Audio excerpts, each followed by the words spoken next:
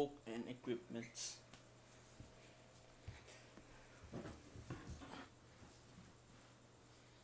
Start.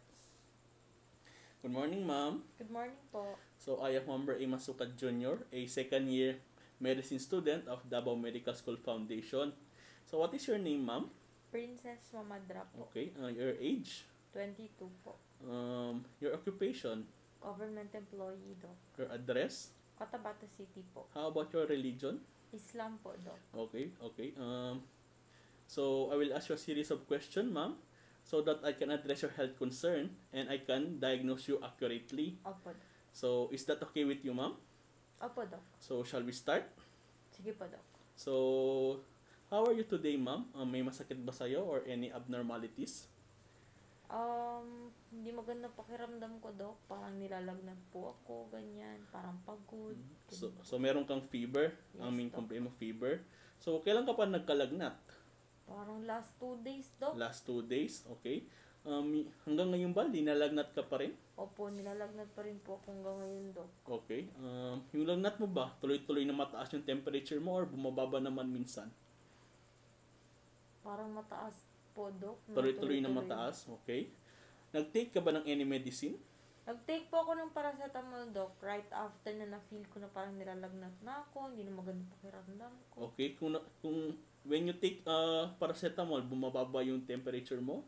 Ang napansin ko kasi, Doc, bumababa siya, Doc, pero bumabalik after an hour or two. Okay, so bumababa pero bumabalik na tumataas naman. Opo, Okay. Doc. Naglalagay ka ba ng cold compress sa ulo mo? Opo, Doc. So, nakatulong naman siya. Nakatulong, Doc, pero hindi naman masyado since sobrang mainit ako, Doc. Okay. So, kung may ginagawa kang physical activities like nagwawalis, lumalala ba yung lagnat mo? Hindi naman, Doc. Wala naman pong Okay, so changes. walang changes. Okay. Masakit ba yung ulo mo? Hindi naman. Meron ka bang sipon? Wala naman po, Doc. Ubo? Wala naman po, Doc. Wala. Di ka ba masakit lumunok? Hindi naman, Hindi Doc. naman. Wala ka bang ngayon? Any allergies? Wala naman po, Doc. So hindi ka naman tinutubuan ng suddenly rashes? Hindi naman po, Wala Doc. naman, okay. Hindi po. Okay. Masakit ka bang umihi? Parang masakit akong umihi, Okay. Doc. So masakit kang umihi. Oo, Okay. Doc. In a scale of 1 to 10, gano'n ka kasakit umihi? Mga 7, Doc. Para kasing mahapdi-hapdi, Doc. Okay. Tapos parang masakit. Okay, so ganun. 7. Opo, Doc. Okay, yung flow ng ihi mo ba, continuous or pakonti-konti ka lang umihi? Pakonti-konti, So, Doc. konti-konti. Kasi masakit. Parang, So, opo, Doc. so pakonti-konti lang ihi mo. Okay. Naka-experience ka ba ng lower back pain? Masakit actually ngayon ng back Yung likod mo? likod ko Okay. sa, opo. Okay, so kung gabi ba, lumalala ba yung fever mo kung gabi? Hindi naman, Doc. Pansin ko kasi, Doc, parang wala rin namang changes kahit gabi so- o may ginagawa So, ako. umaga and gabi, same lang yung temperature, mataas pa rin. Opo, Doc. Okay. Can you explain to me the fever that you feel? Parang ano, Doc, yung parang pinagpapawisan ako, pero nafe-feel ko na nilalamig ako, mainit ako, Doc. Ganyan, Doc. Okay, so Hindi ko maintindihan, Doc. Uncomfortable okay, po. so gina-describe mo siya na at dinalamig ka pero at the same time pinagpapawisan ka. Opo, Doc. Okay. In a scale of 1 to 10, 1 being the lowest, can you describe yung init na nafe-feel mo ngayon? 8, Doc. 8? Okay. So, I assume meron kang thermometer sa bahay nyo? Meron? Opo, Doc. Meron? Okay. Ano yung pinakamataas na temperature? So far, Doc, pinakamataas, mga 38.5, Doc, ganyan. 38.5 kagabi ba yan? Kanina lang, Doc, Kanina. bago ko umalis ng Okay, bahay. 38.5. Buti nagpa-check up ka agad. Good thing nagpa-check up ka. Kaya nga, Doc. Okay, it's good. Sa last few weeks mo, meron ka bang international flights? Wala po. How about outside the city, especially Palawan? Wala po, Doc. Wala naman. Meron ka bang napuntahan na crowded places? Wala naman po, Doc. Wala. Mga places na malamok? Wala naman po. Wala, okay. Saan ka nga nakatira? Cotabato City, right? Yes, Doc. Okay, so ano yung barangay niyo sa Cotabato City? RH10, Doc. So, sa Cotabato City, hindi na ba siya hotspot ngayon ng COVID-19? Hindi naman po, Dok. Tsaka sa barangay namin, Dok, sobrang strict. Okay. Marami na kaming vaccinated. Okay, so konti lang yung positive ng COVID-19 doon. Okay, yung kanal niyo ba sa barangay, malinis ba siya? Hindi naman malamok? Ay, malinis ang kanal namin, Dok. Okay, so malinis. Meron ka bang kapitbahay na nabalitaan na nagka-dengue or malaria? Wala naman, Dok. Wala naman, okay. So, according sa mga symptoms mo, you are presented with urinary tract infection. So, itong urinary tract infection or in short UTI, makukuha natin siya if nagpa-practice tayo ng improper hygiene. So, dapat kung mag-urinate tayo, huhugasan natin yung private part natin na maayos, okay? Makukuha rin natin siya due to improper bladder emptying. So, dapat Ma'am Princess, kung mag-urinate tayo, dapat tapusin natin yung flow ng ihi natin bago tayo aalis, okay?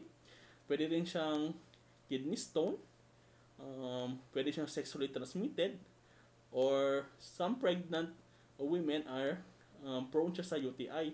So itong UTI na to, ang nag-cause sa kanya is a bacteria. So if to confirm na meron kang UTI, I will call the laboratory to run a test. The first test is complete blood count. So yung complete blood count or yung CBC, malalaman natin dun kung tumaas ba yung white blood cell mo or WBC. Okay? So ang WBC mo, ma'am, tataas lang yun kung meron ka infection sa katawan.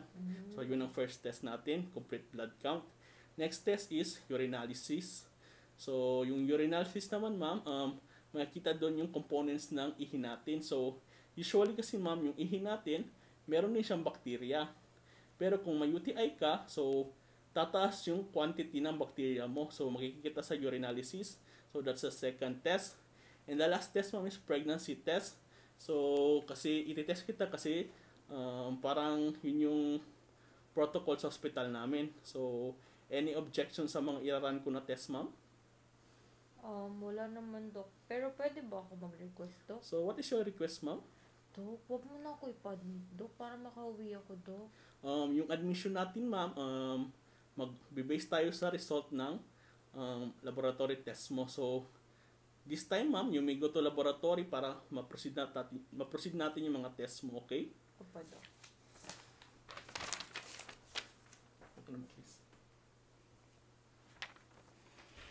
So, hi, ma'am. Meron na ba tayong result? Yes, Dok. Galing po akong laboratory. Okay. Ito po yung result. Okay, thank you. So, since meron ka ng result, pwede natin i-summarize yung conversation natin. So, Miss Mamadra, yung main complaint mo is fever. Opo. Pero aside from fever, masakit kang umihi, and meron kang lower back pain, right?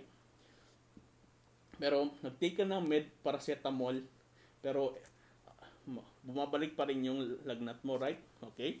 Wala ka namang travel history. Di naman hotspot ng COVID yung lugar nyo. Pero, according sa result ng laboratory mo, mataas ang WBC mo. Especially your neutrophil. So, itong neutrophil, ma'am, tataas talaga to kung meron kang infection. And yung sa urinalysis mo, ma'am, 4 plus ang bacteria ng inyong ihi. So, sa normal basis, ma'am, dapat 1 plus lang siya. Oh. So, it means, ma'am, na meron kang urinary tract infection as of now. Pero good thing is hindi ka naman buntis. Pregnancy test negative. So ang gagawin natin, ma'am, hingian kita ng reseta kay Doc Polistico ng antibiotic. Okay? You will take it 7 days, for 7 days, twice a day, ma'am.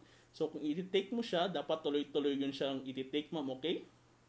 Hindi dapat mapuputol para di na bumalik yung bacteria. So after 2 to 3 days, ma'am, kung mas may lagnat ka pa rin, bumalik ka sa hospital para palitan natin yung antibiotic mo ng mas effective. So, any question, ma'am? Very clear naman po yung explanation niya sa akin, pero wala naman po akong question. So, if wala na, ma'am, thank you for your time. Bago ka po bumili ng antibiotic, daanan nyo lang po yung reseta nyo po sa secretary ni Doc para po makabili kayo ng antibiotic. So, Opo. thank you, ma'am, and get well soon po. Opo. Thank you, Doc. Thank you po Thank you, talaga, Doc.